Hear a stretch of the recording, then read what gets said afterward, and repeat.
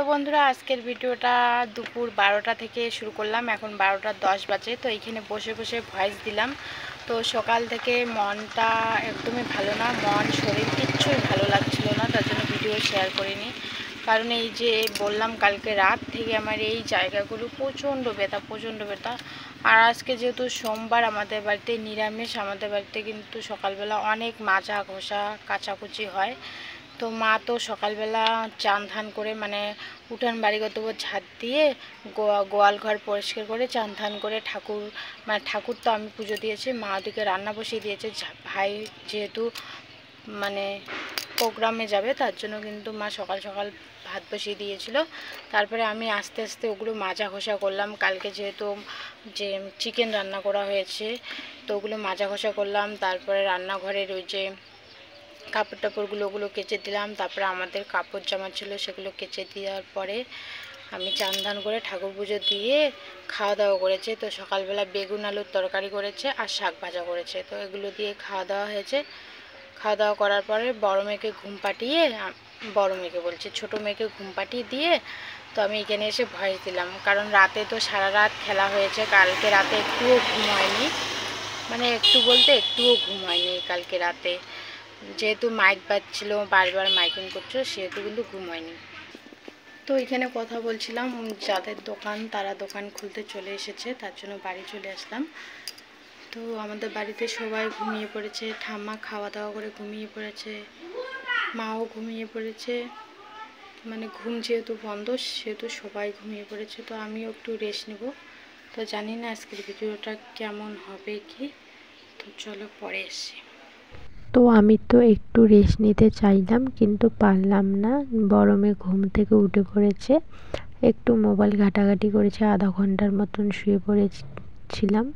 তারপরে এই যে ওদেরকে তুলে এদিকে এই যে হাত পাগুলো ভালো করে মুছে দিচ্ছি। ওদের চান করিয়ে দেবো না, ওদেরও না প্রচণ্ড মানে সর্দি আর কাশি, আর রাতে করে না একটু একটু করে জ্বর আসে।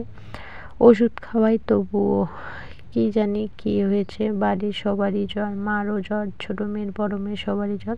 তো ওকে পরিষ্কার করে দিয়ে ছোটো মেয়েকে ওইদিকে কিন্তু আমি পরিষ্কার করে দিয়েছি।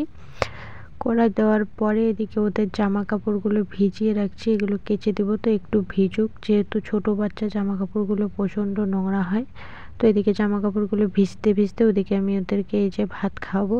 তো দেখো বেগুন আর আলুর তরকারি, তো ওইখান থেকে একটু তরকারি নিয়ে নিয়ে এদেরকে ভাত মেখে এদিকে খাইয়ে দেবো।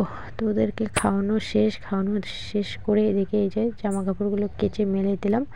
আর এই যে বাকি জামা কাপড়গুলো এখানে গোটো করে নিয়ে এসেছি। তারপরে চলে আসলাম বিছানাটাকে গোছাতে।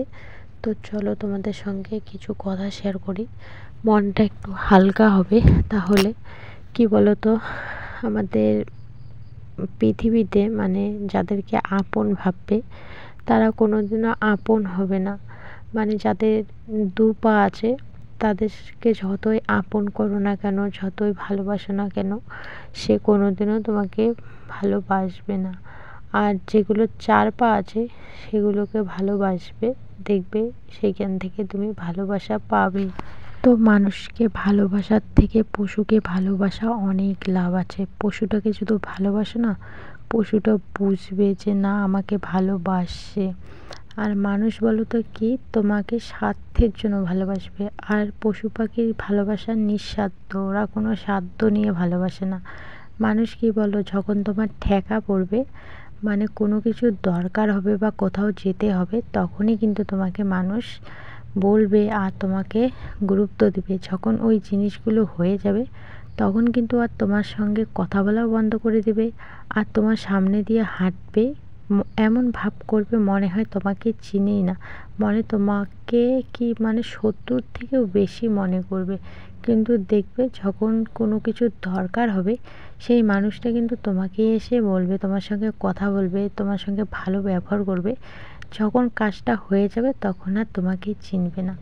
আমার সাথে অনেক হয়েছে, আমি অনেকবারই ঠকে গেছি, কিন্তু তবুও আমার মনটা না অতটা পাথর না। আমাকে যদি কেউ একটু কথা বলে আমি না তার প্রতি দুর্বলতা হয়ে যায়। মানে কথাটা শুনি আমি না, যে আমাকে যে আঘাত দিয়েছে সেই আঘাতের কথা ভুলে যাই। আমি না মানুষকে যে মানে নিজে দেচে দেচে কথা বলে, আমার সঙ্গে কথা না বললেও কিন্তু মানুষ আমার সঙ্গে কথাই বলে না, মানে দেখে মানে এমন ভাব করে মনে হয় আমাকে চিনেই না। তো এখন আমিও কথা বলা বন্ধ করে দিয়েছি, কারণ যে কথা বলতে আমার সঙ্গে চায় না তাদের সঙ্গে আমিও কথা বলতে আর চাই না।